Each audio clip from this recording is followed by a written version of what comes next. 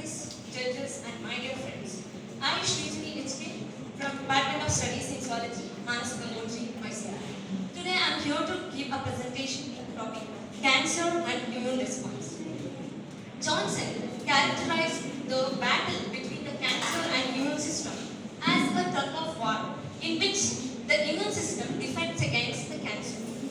So the link between the cancer and immune system has been described and appreciated over a century ago.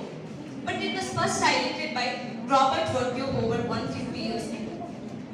So the immune system comprises of several soluble bioactive molecules, cytokines, cells and proteins which are collectively form a multifaceted network of these biochemical processes which is responsible for identification of the tumor-associated antigens and they will kill the tumor, that is tumor-specific antigens. So, this immune system comprises of two types of immune responses, that innate immune response and adaptive immune response. The innate immune response consisting of cells which are non-specific and they are fast-acting and are the first responders to the inflammation. In contrast, the adaptive immune system comprises of the T cells. So the T cells, they are more specific and they are capable of formation of the immunological memory. So this adaptive and this key players of this innate immune system are phagocytes and natural killer cells. They will kill the cancer cells by producing lysosomal enzymes. So especially the NK cells, the natural killer cells will produce perforin and granzyme and they will induce the cellular apoptosis. So in case of adaptive immune system, so it is differentiated into, there are many lymphocytes, T lymphocytes and B lymphocytes. Particularly the B lymphocytes will produce antibodies. So the T lymphocytes are classified into two categories mainly, alpha beta T cells and gamma delta T cells based on the receptors. This alpha beta T cells can again classified into CD4 plus cells and CD8 plus T cells. CD8 plus T cells can differentiate into mature cytotoxic T cells. So CD4 plus T cells can differentiate it into helper cells, Th1, Th2 and T cells. They can produce certain chemokines, cytokines which is responsible for the cancer cell death. And so there is a delicate balance between the cancer development, that is cancer progression and cancer dormancy. That balance is very essential and it is the foundation for the principle in oncology, that is called as immunoediting. The three E's of immunoediting are elimination, equilibrium and escape. So elimination is the phase that can be defined as it is the capability of an innate and adaptive immune system that can recognize the tumor-specific antigens and they will kill the cancer cells. And equilibrium, it is a state of balance which is between the cancer progression and cancer elimination by the immune system. So escape, so here the cancer cells, they will start escaping from the immune system and they will start metastasizing to other organs. Tumor-associated antigen processing. These tumor-associated antigens which are produced by the tumors. So there is the processing consisting of two pathways. One is endogenous pathway and another one is exogenous pathway. So in case of endogenous pathway, so the unfolded proteins present in the proteasomes that can be degraded by the tumor cells continuously. So the broken fragments of these peptides will follow the pathways. Then they will follow through the endoplasmic reticulum. Then they will come and sit on the MHC class 1 molecule and which is present on the antigen presenting cells, and again they will pass through the Golgi complex and they will present to the CD8 plus T cells. And in case of exogenous antigen which is produced by the tumor cells, which is taken up by the endocytic pathway, and then they will break and process the antigen by producing lysosomal enzymes. So then that's MHC2 class molecules, they will come and bind it to the, they will process the antigen to the CD8 T cells. And this, the various pathways of this anti-tumor immunity. Anti-tumor immunity can be defined as the innate and adaptive immune system. So that they can process the antigen.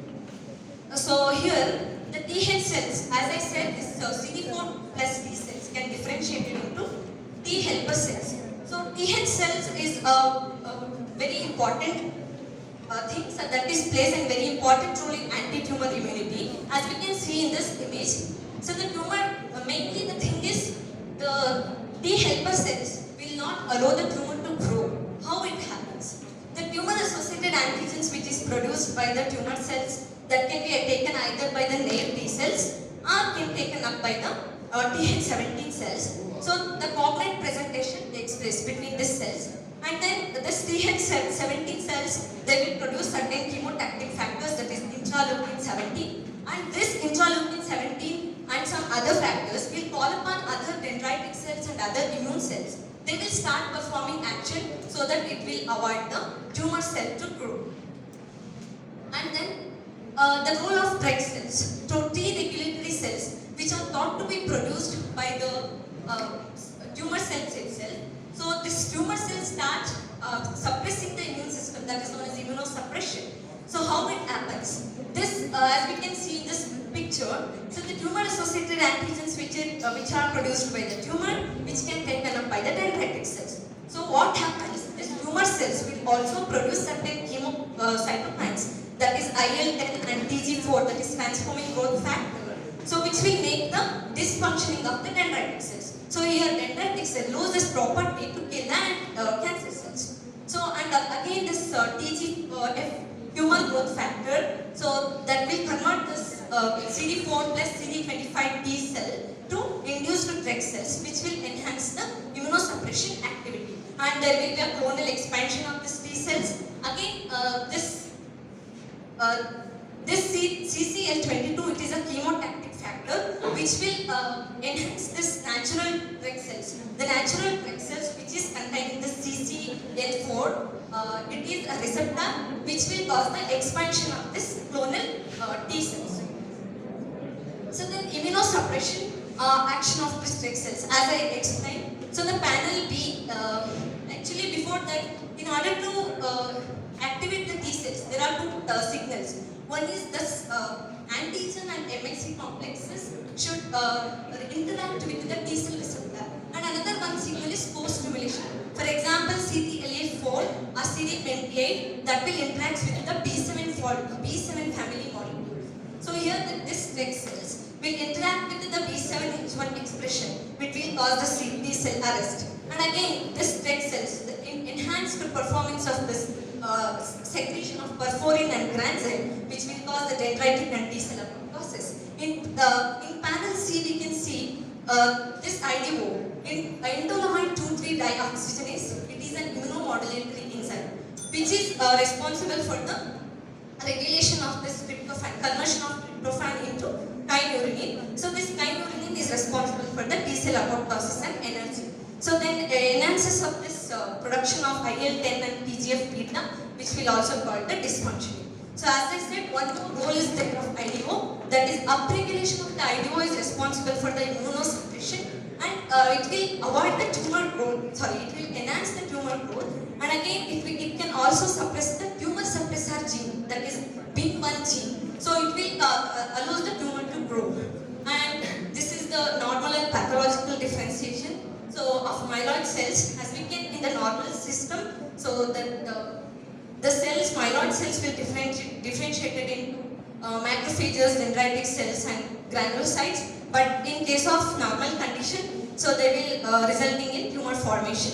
So immunotherapy. So various cancers will have a unique triggers. So that will cause the cancer cell to escape from the immune system, and they will start invading other organs. So what happens? The treatments that we focus on utilizing this concept of innate and adaptive system, that is the immunotherapy. These immunotherapies can be classified as vaccines, recombinant cytokines, monoclonal antibodies, and others. So many Genentech and other companies are working on to discover these immunotherapies. For example, of this ipilimumab, it is a monoclonal antibody, so which is using to treat melanoma, and also as we have some of my friends have explained, so there are some immune checkpoints. So producing the antibodies against the immune checkpoints, we can treat some cancers. And leukins, so filgrastim, it is used to treat neutropenia and many more. So to conclude, cancer, the link cancer and immune system has been introduced and has been appreciated over the years and century. But despite there are some heterogeneity of cancer and only one immune system that can be activated in a system. So because of all these factors, this immunology, immune oncology is constantly revolutionizing. So mainly this precision medicine is the revolutionizing topic. So which will consequently the next frontier of